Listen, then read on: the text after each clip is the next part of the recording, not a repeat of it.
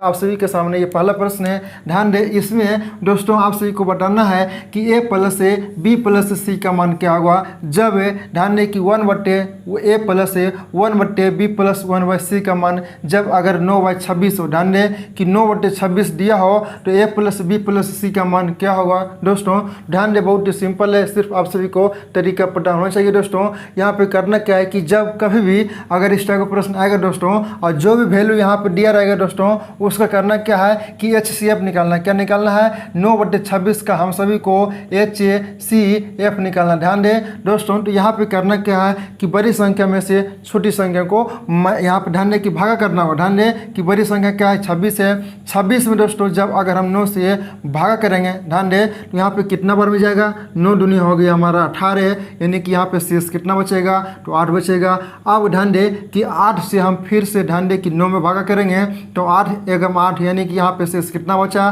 तो 1 बचा।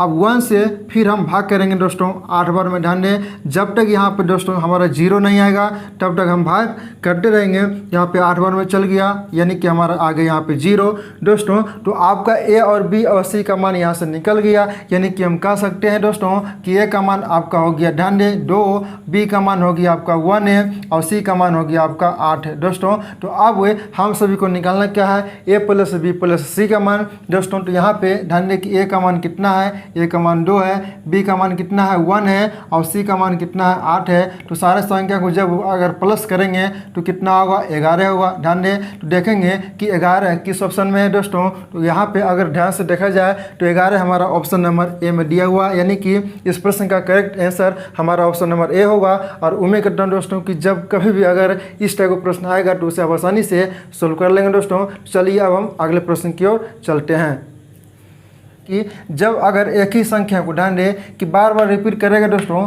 तो इसका तरीका क्या होता है। ध्यान दें अब यहाँ पे दोस्तों ध्यान दें कि किसी में यहाँ पे ध्यान दें कि किसी में यहाँ पे दोस्तों क्या रहेगा कि यहाँ पे 3 रह सकता है और यहाँ पे कुछ भी नहीं रह सकता है, यहाँ पे 4 भी रह सकता है, यहाँ पे 5 भी रह सकता है दोस्तों। ध्यान दें कि ये हम सभी को डिसाइड क्या कर रहा है। ध्यान दें कि यहाँ पे 2, 3, 4, 5 रहेगा तो ये दोस्तों यहाँ पे ध्यान दें कि डिसाइड क्या कर रहा है, यानी कि यहाँ पे जो संख्या दिया गया है ध्यान दें यही संख्या को ध्यान दें कि ऐसा 2 फैक्ट करना। ध्यान दें कि ऐसा 2 गुणनखंड करना है जिनका डिफरेंस 2 हो, यानी कि यहाँ पे 2 है दोस्तों। तो यही सूचित कर रहा है कि यहाँ पे 63 का ऐसा 2 गुणनखंड करें जिनके 2 संख्याओं के बीच का डिफरेंस क्या हो? 2 हो। अगर 3 रहेगा दोस्तों तो उस संख्याओं का डिफरेंस क्या करना होगा?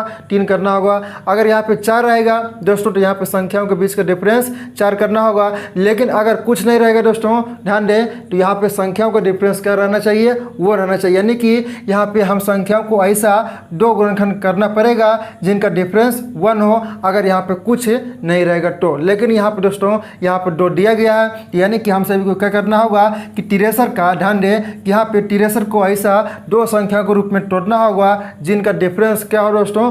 2 हो, क्योंकि यहाँ पे 2 लिखा गया है दोस्तों। तो ध्यान दें आप सभी को पता होगा कि अगर 60 गुने हम 9 करेंगे, ध्यान दें कि 60 गुने 9 करेंगे दोस्तों तो ये किसके बराबर होगा?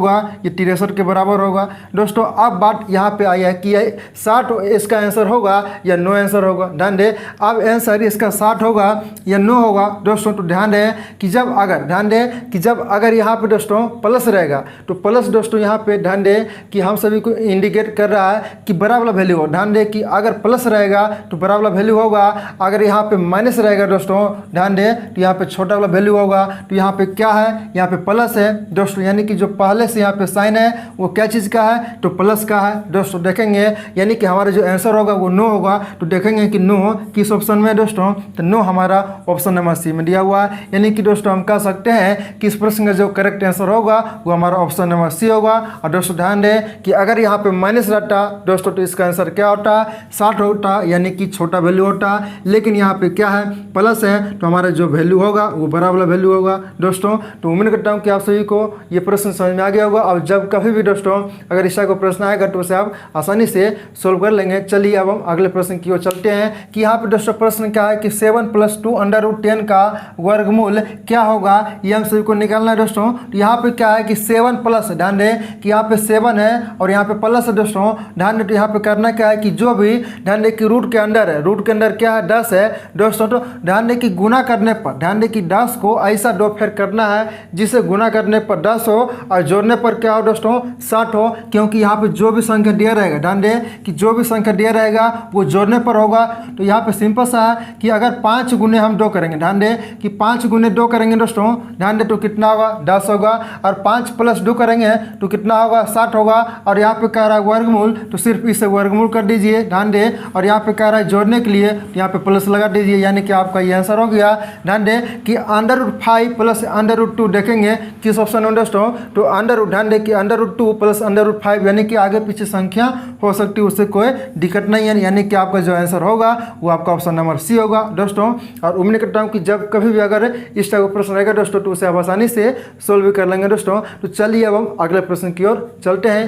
तो यहाँ पे दोस्तों अगर ध्यान दें कि सेम संख्या रहेगी, जिससे कि यहाँ पे अगर ध्यान से देखा जाए तो यहाँ पे जो संख्या नीचे है वही संख्या ऊपर है, सिर्फ प्लस को यहाँ पे माइनस लिखा है। तो जब अगर इस टाइप का प्रश्न रहेगा दोस्तों, ध्यान दें अब यहाँ पे जो संख्या यहाँ पे कुछ भी हो सकता है, लेकिन जो तरीका है, जो पैटर्न है, सिर्फ यही पैटर्न का आपका प्रश्न होना चाहिए दोस्तों। तो इसमें तरीका क्या अप्लाई करना है, ध्यान दें कि यहाँ पे पहले जोड़ेंगे, ध्यान दें 60 और +5 करेंगे तो कितना होगा, ध्यान दें 12 होगा। यहाँ पे माइनस है, लेकिन हम पहले क्या करेंगे प्लस करेंगे, तो यहाँ पे कितना हो गया 12 हो गया।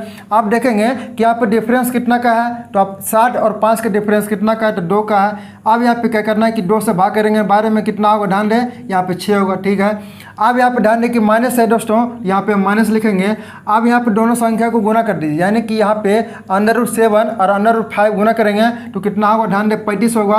और 35 को ध्यान दें कि हमेशा रूट के अंदर ही लिखना, यानी कि यहाँ पे अंडर रूट आपका 35 हो गया। यानी कि इस प्रश्न का जो आंसर है दोस्तों वो 6 - √35 होगा। तो देखिए कि 6 - √35 किस ऑप्शन में है, तो दोस्तों अगर ध्यान से देखा जाए तो 6 - √35 आपका ऑप्शन नंबर ए में है। यानी कि हम कह सकते हैं दोस्तों कि 6 - √35 हमारा option number A correct answer होगा। और दोस्तों उम्मीद करता हूँ कि जब कभी भी अगर इस टाइप का प्रश्न आएगा दोस्तों तो उसे आप आसानी से सोल्व कर लेंगे दोस्तों। अगर नहीं समझे तो चलिए हम एक और प्रश्न को सोल्व करते हैं। जैसे दोस्तों कि आप सभी के सामने ये अगला प्रश्न है, ध्यान दें कि ये भी सेम टाइप का प्रश्न है और आप सभी को तरीका भी पता चल गया होगा कि कौन सी तरीका अप्लाई करना है, क्योंकि मैंने आपको जस्ट इस टाइप का प्रश्न मैंने आपको पीछे करवाया है दोस्तों। ध्यान दें तो यहाँ पे जब कभी भी अगर इस टाइप का प्रश्न रहेगा दोस्तों तो करना क्या है कि पहले हम संख्याओं को देखेंगे ध्यान से, क्या यहाँ पे सेम संख्या है, यानी कि जो संख्या नीचे है वही संख्या ऊपर है, सिर्फ यहाँ पे साइन चेंज किया गया दोस्तों। ध्यान दें तो यहाँ पे साइन सेम भी हो सकता है और साइन डिफरेंस भी हो सकता है, क्योंकि यहाँ पे देख सकते हो कि यहाँ पे माइनस है और ऊपर प्लस है दोस्तों। तो इसका तरीका क्या है, ध्यान दें आप सभी को पता होगा। यहाँ पर ध्यान दें कि पहले प्लस ही करना, यानी कि 5 और 3 यहाँ पे जोड़ेंगे तो कितना होगा 8 होगा। ध्यान दें यानी कि यहाँ पे कितना होगा 8 होगा दोस्तों। यानी कि यहाँ पे प्लस रहेगा तो भी हम जोड़ेंगे और माइनस रहेगा तो भी हम जोड़वे करेंगे। और यहाँ पे दोस्तों डिफरेंस कितना का है, ध्यान दें यहाँ पे डिफरेंस कितना का है दोस्तों, तो हम कह सकते हैं कि 2 का, यानी कि ऊपर भी डिफरेंस 2 का ही होगा। ध्यान दें क्योंकि संख्या सेम है। अब यहाँ पे क्या करना है कि संख्या को कटा लीजिए, यानी कि 4 बार में डिवाइड हो गया।